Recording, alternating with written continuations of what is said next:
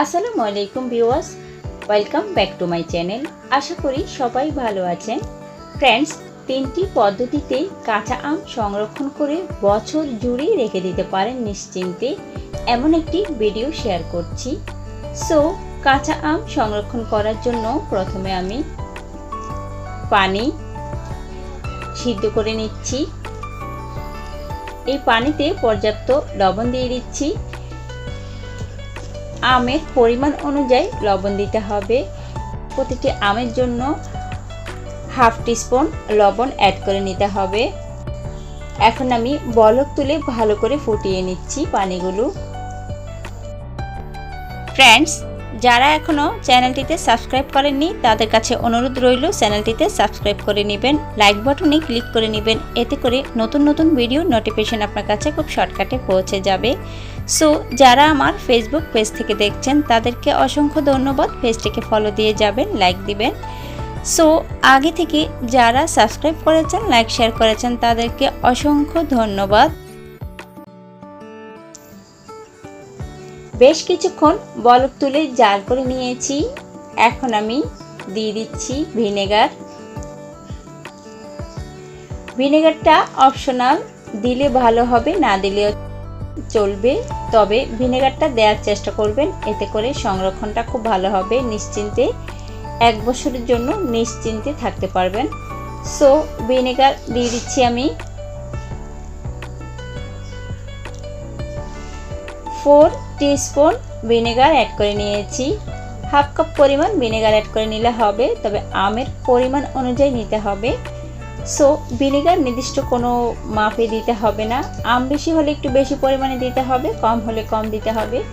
So লবণটা কিন্তু পরিমাণ মতো দিতে হবে, যেমন একটি আমের জন্য হাফ টিস্পুন লবণ অ্যাড করতে হবে। সো এখন আমি আমগুলোকে ভালো করে পানি শুকিয়ে নিয়েছি, আর ফুটিয়ে নেওয়া পানিগুলো একদমই ঠান্ডা করে নিয়েছি। আমগুলো কেটে পানি ঝরিয়ে একদম টিস্যু অথবা সুতার যে কোনো কাপড় দিয়ে মুছে নিতে হবে। এখন আমি কেটে নেওয়া আমগুলো জারে নিয়ে নিচ্ছি। অবশ্যই আমগুলো ফ্রেশ হতে হবে।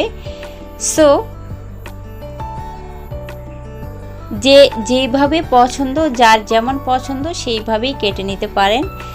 এখন আমি লবণ আর ভিনেগার মিশানো ফুটানো পানি একদমই ঠান্ডা করে নর্মাল করে তারপরে জারে নিয়ে নিচ্ছি।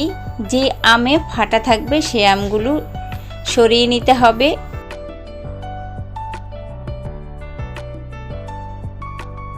সো আমি আরও একটি জারে নিয়ে নিচ্ছি। অবশ্যই কাচের জারে রাখার চেষ্টা করবেন, এতে করে সংরক্ষণটা ভালো হবে।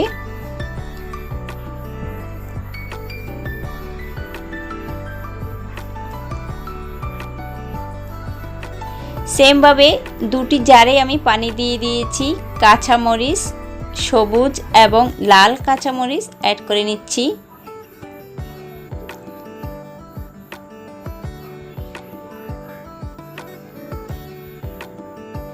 সাথে দিয়ে দিচ্ছি রসুন। রসুন একটু ফালি করে, বড় ইন্ডিয়ান রসুন হলে একটু ফালি করে কেটে দিতে হবে। আমি কিছু রসুন কেটে দিয়েছি, আবার ছোট রসুনও দিয়েছি, বড় আস্ত রসুনও দিয়েছি। সো রসুন দেওয়ার চেষ্টা করবেন আর কাঁচামরিচ দেওয়ার চেষ্টা করবেন, এতে করে সংরক্ষণটা ভালো হবে, দেখতে ভালো লাগবে। এই রসুন আর মরিচটাও খেতে ভীষণ ভালো লাগবে।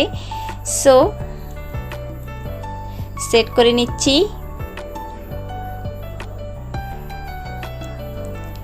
কমপ্লিট হয়ে গিয়েছে। এখন আমি এই দুটো জার মিশিয়ে নিচ্ছি।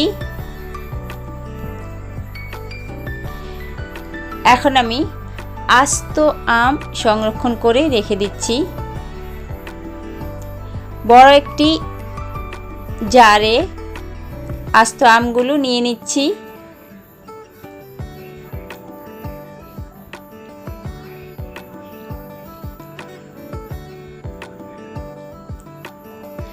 ফ্রেন্ডস, সেমভাবে ভিনিগার আর লবণ মেশানো ফুটানো পানি ঠান্ডা করে এই জারে আমি দিয়ে দিচ্ছি।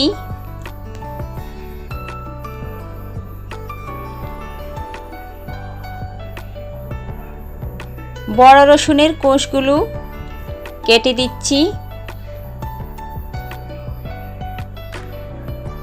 কিছু আস্ত রসুনও দিয়ে দিচ্ছি সেমভাবে সবুজ আর লাল কাঁচামরিচ। লাল কাঁচামরিচটা অপশনাল, দেখতে ভালো লাগার জন্য, চাইলে আপনারা স্কিপও করতে পারেন, সবুজ কাঁচামরিচ দিতে পারেন। ফ্রেন্ডস,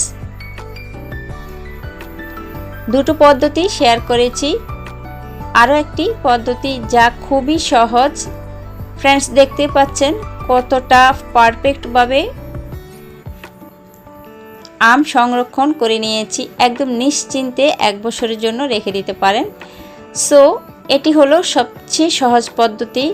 কিছু করতে হবে না, শুধু কেটে ধুয়ে পরিষ্কার করে পানি ঝরিয়ে পানিগুলো শুকিয়ে নিতে হবে টিস্যু অথবা সুতার কাপড় দিয়ে। আর এইভাবে পলি ব্যাগে নিয়ে ডিপ ফ্রিজে সংরক্ষণ করে রেখে দিবেন। এতে করে 1 বছর পর্যন্ত কোনো সমস্যা হবে না। 1 বছর না, তার চেয়ে অনেক বেশি দিনও ভালো থাকবে, যেমন রেখেছেন তেমনই থাকবে।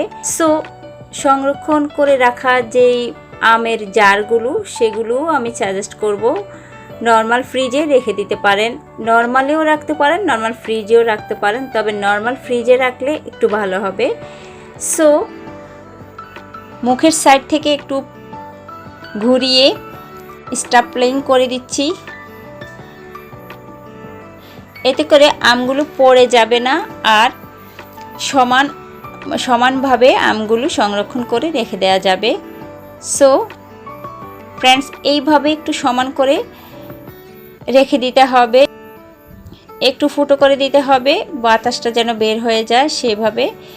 আর এইভাবে ফ্রিজে জাস্ট রেখে দিবেন 1 বছরের জন্য নিশ্চিন্তে। যেমন রাখবেন ঠিক তেমনই থাকবে। সো ফ্রেন্ডস, ভিডিওটি ভালো লেগে থাকলে অবশ্যই চ্যানেলটিতে সাবস্ক্রাইব করে দেওয়ার অনুরোধ রইল। আগে থেকে যারা সাবস্ক্রাইব করেছেন, লাইক শেয়ার করেছেন, তাদেরকে অসংখ্য ধন্যবাদ। লাইক বাটনে ক্লিক করে দিবেন, এতে করে নতুন নতুন ভিডিওর নোটিফিকেশন আপনার কাছে খুব শর্টকাটে পৌঁছে যাবে। যারা আমার ফেসবুক পেজ থেকে দেখছেন, তাদেরকে অসংখ্য ধন্যবাদ। পেজটিকে ফলো দিয়ে যাবেন, লাইক দিবেন। সো আশা করি ভিডিওটি ভালো লেগেছে। সবাই ভালো থাকবেন। আল্লাহ হাফেজ।